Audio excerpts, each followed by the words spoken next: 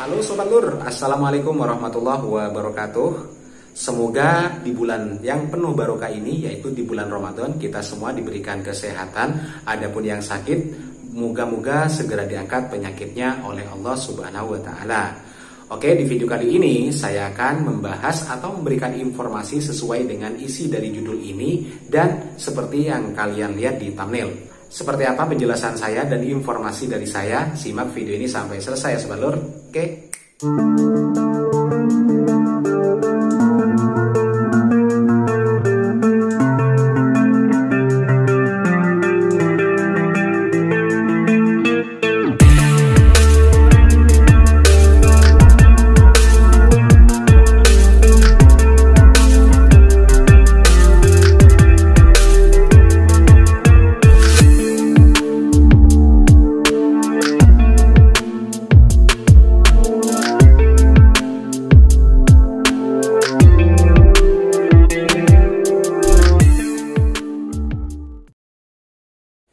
Oke Sobat Lur, di video kali ini saya akan memberikan informasi atau lebih tepatnya sharing kepada kalian ya.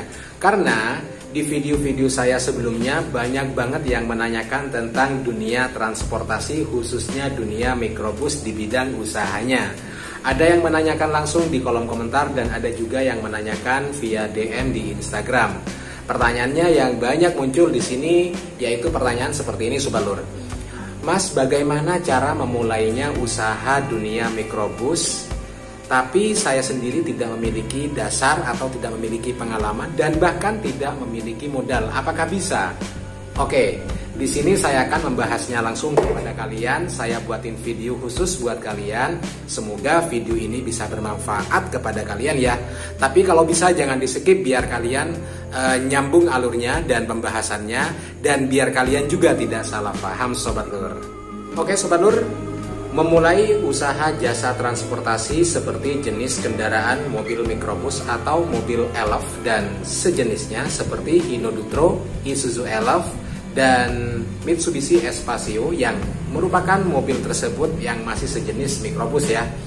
Sebenarnya kalau menurut versi saya yaitu ada dua cara Sobat Lur. Enggak tahu kalau menurut versi mas-masnya yang menonton yang mungkin lebih senior dari saya atau mungkin lebih memiliki jam terbang lebih tinggi dibanding saya. Oke, di sini menurut versi saya yaitu ada dua cara. Cara pertama yaitu ada yang memulai usaha seperti ini dengan membeli unit terlebih dahulu dengan modal 200 hingga 250 jutaan yang sekiranya mendapat satu unit. Tapi itu yang memiliki modal ya. Terus cara yang kedua, ada yang tidak memiliki modal sama sekali tapi bisa memulai usaha seperti ini, atau bisa memulai atau mengelola, lebih tepatnya ya, mengelola mobil mikrobus tanpa harus membeli unitnya terlebih dahulu. Bagaimana caranya? Simak videonya ya, karena yang akan saya bahas yaitu di cara yang kedua Sobat Lur. Oke Sobat Lur, cara yang bakal saya bahas di sini yaitu cara yang kedua Sobat Lur, yaitu memulai usaha jasa transportasi khususnya di dunia mikrobus elf itu tanpa harus mengeluarkan modal, tanpa harus membeli unit dari mikrobus tersebut. Bagaimana caranya? Sebenarnya ini bukanlah hal mudah Sobat Lur menurut saya, tapi nggak tahu kalau menurut kalian. Tapi mungkin solusinya yaitu kita harus memiliki 5 syarat yang wajib kita ketahui terlebih dahulu jika kalian ingin memulai usaha jasa transportasi tanpa membeli unit mikrobus terlebih dahulu. Oke, syarat yang pertama yaitu kita harus punya dasar atau punya pengalaman di bidang jasa transportasi khususnya dunia mikrobus ya. Paling tidak kalian memiliki jam terbang tinggi ya, setidaknya 1 tahun hingga 2 tahun mungkin ya. Jadi kalian kalau sudah memiliki jam terbang tinggi, kalian pasti paham betul tentang harga pasarnya di sana berapa, di daerah A berapa, di daerah B berapa, di daerah C berapa. Terus kalian juga pasti tahu kan tujuan-tujuan, rute-rute yang bakal dituju. Jadi kalian mudah menentukan harga dan tidak mudah boncos dari perhitungan kalian. Nah, yang perlu kalian ketahui, kalian jika memiliki jam terbang yang tinggi, tentu kalian juga hafal jalan, tentu tahu jalan-jalan yang bakal dituju dari penumpang. Nah, itu enaknya Sobat Lur. Oke, Syarat yang kedua yaitu kita harus memiliki banyak pelanggan. Karena bukan hal yang sulit ya kalau kita memiliki jam terbang dan memiliki pengalaman minimal 1 tahun hingga 2 tahun. Tentu pelanggan kita itu banyak yang tahu kepada kita sebagai sopir ya. Tentu kalau kita menyopirnya dengan baik dan benar dan pelayanan kepada penumpang itu performanya bagus, maka bukan hal yang tidak mungkin pelanggan itu kembali kepada kita. Jadi cara yang pertama yaitu harus punya pengalaman dan jam terbang tinggi atau punya dasar ya. Terus yang kedua, kita harus memiliki banyak pelanggan dari pengalaman tersebut. Cara yang ketiga yaitu harus mengetahui kebutuhan market yang ada di sekitar kita terlebih dahulu. Jangan terburu-buru kita mencari kebutuhan market yang ada di luar daerah atau di luar sepengetahuan kalian. Paling tidak di daerah kalian kuasai terlebih dahulu. Market kalian itu butuhnya seperti apa? Apakah cukup dari pelayanannya aja atau lebih ke fasilitas kendaraan dan kenyamanan dari kendaraan tersebut? Jadi kalian harus tahu itu Sobat Lur. Jadi mulai dari fasilitas, kenyamanan dan juga pelayanan dari kita, itu kita harus tahu kebutuhan market yang ada di sekitar kita. Itu cara yang ketiga atau syarat yang ketiga ya. Jadi kalian harus pahami betul itu semua Sobat Lur. Oke, syarat yang keempat yaitu adalah perawatan dan maintenance.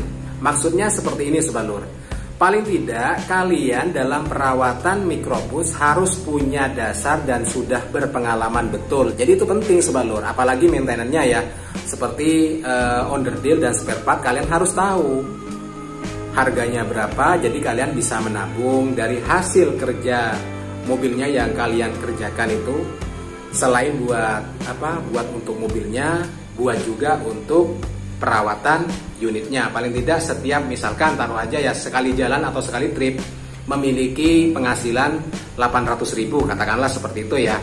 Itu kalian paling tidak harus mengambilnya itu 100.000 atau 75.000 per sekali trip untuk ditabung sebagai perawatan, biaya perawatan ya. Itu syarat yang keempat. Nah, syarat yang kelima yaitu cara mengelola mobil mikrobus beserta kerjasamanya. Nah, di sini Sobat Lur, bicara kerjasama, di sini akan saya bahas setelah syarat ini ya. Oke, jadi kalian harus tahu betul cara mengelola unit dan cara sistem kerjasamanya seperti apa. Karena dari syarat yang 5 ini, kalau kalian sudah paham betul, pasti kalian bisa melakukannya. Kenapa saya bilang ada kerjasamanya? Karena kalian tidak membeli mobil mikrobus, melainkan kalian mengelola mobilnya orang atau kerabat kalian. Oke, di sini saya akan bahasnya Sobat Lur. Oke Sobat Lur, jika kalian sudah memiliki 5 syarat yang saya jelaskan tersebut, mungkin kalian sudah tidak usah bingung lagi Sobat Lur untuk memulai usaha jenis mobil mikrobus tanpa modal. Memang resikonya agak besar ya, dan tanggung jawab kita memang agak berat Sobat Lur.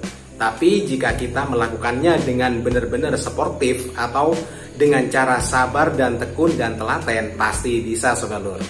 Oke, kenapa saya bilang nggak usah modal dan tanpa kita harus membeli unit? Caranya mudah Sobat Lur.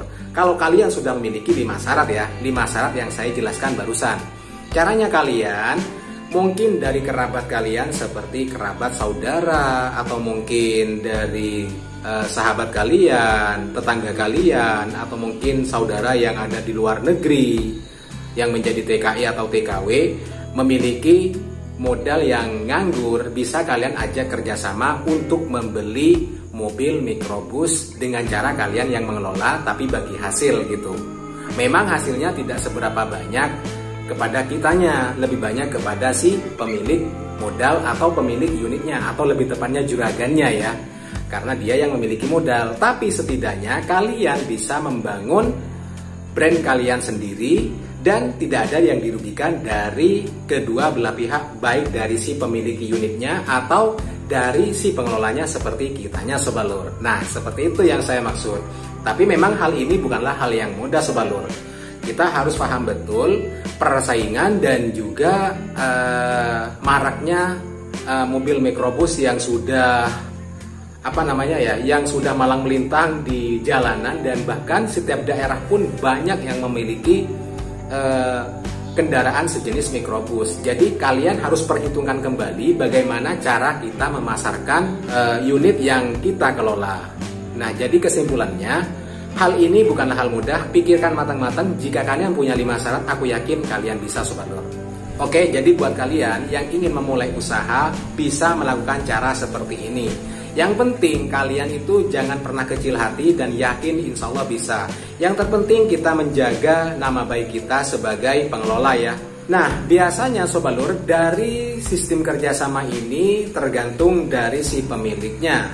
Kalau si kerjasamanya ini si pemiliknya adalah saudara kalian, mungkin tidak usah ya memberikan perjanjian tertulis. Yang penting kita sama-sama percaya dan sama-sama kerja yang sportif ya. Itu sudah tidak usah Sobat Lur. Tapi ada sebagian dari orang-orang yang memiliki unit disuruh kelola dan disuruh buat kerja dengan dipasrahkan kepada kita. Biasanya ada perjanjian tersendiri yang tertulis. Di dalam perjanjian tersebut sama-sama sepakat.